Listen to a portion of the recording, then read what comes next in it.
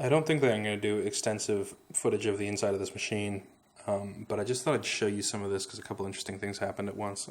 I was trying to put this laptop in the trunk of my cousin's car. I'm borrowing a cousin's vehicle, and I lifted up the hood and I put in the laptop, and the hood started dripping water onto it. So I ended up getting some water in underneath the palm rest. So I figured I should definitely make sure before turning it back on that I get that out, just in case it touched something important. And it looks like just about, you have to pull out just about everything to get to that. Luckily, Dell supplies very good documentation for people who want to work on their own machines, at least in the Precision lineup. I haven't seen any other machines that they do it on. I haven't looked, to be honest. But some things I've had to do. There was a key that was, there was a screw that was stuck for the keyboard that I couldn't get removed. There were actually only 4 screws when the manual said 5. So I used a tiny bit of WD-40 in a bottle cap, and I dipped a screwdriver into that and then put it onto the screw to let it seep in and sort of act like a, what do they call that stuff? Penetrating lubricant. Anyway, the WD-40 worked pretty well and it loosened it right up. I saw a little spider move across there. Underneath there's a little baby spider somewhere. This is not a very easy machine to work on. There's a lot of stuff that needs to be unplugged. I mean, it's very easy, it's very modular, but it's just a lot of stuff to remember. So yeah, it's cool about the CPU and GPU fans is that they just slot right in to their little areas. I just dropped a screw. That was really intelligent of me.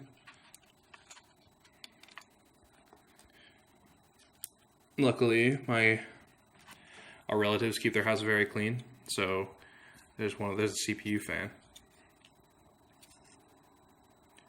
Sun on maglev.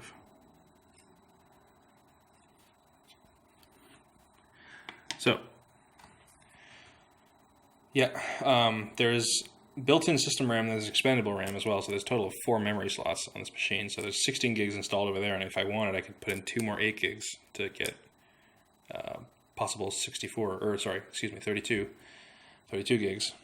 But yeah, and here's some ducting that actually, so the back case, I'm not going to lift up because I think there might be screws on there, but there are some vents here, fine mesh vents, and those are right over this, and that is an extra channel that has been designed to let extra air flow. It's not like my Asus Ultrabook, where they designed it so that the entire base is just freely flowing, so it sucks air from wherever, the fan sucks air from wherever it needs to blow air through the cooling fins. It's actually specifically carved out of the chassis for it. There's the cooling fins for the CPU and for the GPU. The GPU is much smaller, but it's very cool how it's designed. Yeah, I'm going to go ahead and try to get the touchpad up, make sure it's all dry in there, then put it all together. I'm also concerned with, I noticed on the bus ride from Detroit Airport to this place that this hinge appears to be making a wiggling noise. It doesn't look like this machine's ever been gone into, but I definitely want to make sure that that hinge is tight, however they tighten it down. I don't want to end up with a stripped screws or a stripped hinge. That would just be stupid. But yeah, other than that, this is going pretty well. I scratched it at TSA. That was pretty smart. I tossed my keys where I thought it was going to end up in my shoe, but it actually ended up on the lid of the laptop, so I got a little tiny scratch on there. I'll just show you now. They're very small, but right there, and right there. It was completely pristine on the top before then, and I feel very stupid for doing that because that was totally avoidable. Anyway, I'm going to get back to cleaning this up. So it started out as me worrying about potential water damage to this machine. This is actually a good excuse for me to show you what's inside this very impressive looking build machine. There's obviously the motherboards right here. There's several daughter boards, including the GPU itself. Excuse me. To get to the system board, to be able to see the system board, you need to be able to take up the base plate, or the palm rest. I believe they called it the base plate in the manual, which is that guy over there. A total of 12 screws. I'm not setting these guys aside because it's a mix of the M2.5 and 2 screws. Looks to be 5 small screws and 7 larger ones. Here's that system RAM that I was talking about. You can actually access it by just removing the keyboard. See that hole in the keyboard there? That's how you can access that. I believe there's 4, 1, 2, 3 things that are attached, ribbon or little power cables that are attached to the inside through the little access holes on top of there. I'm not seeing any water. I don't think any got in. Thankfully.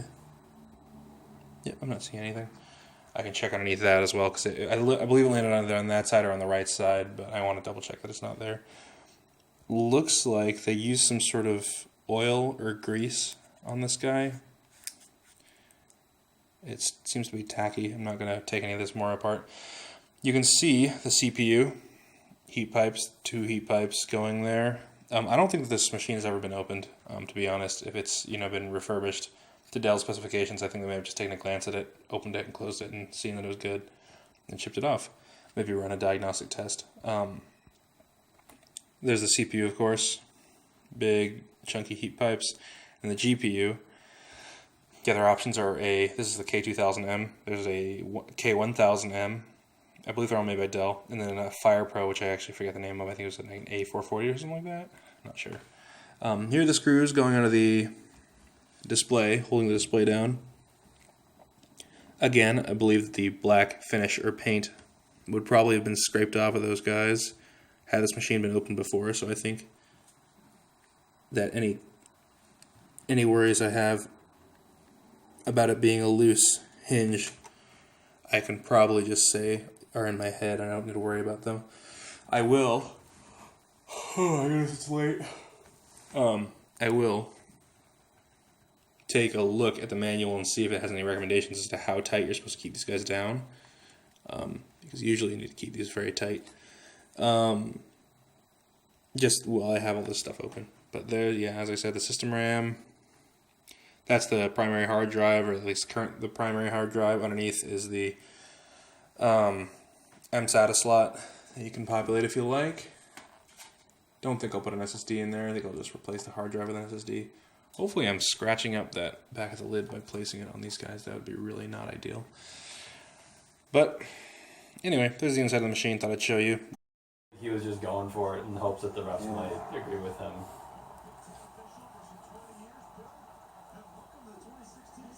I don't think you can think so agree with either. that.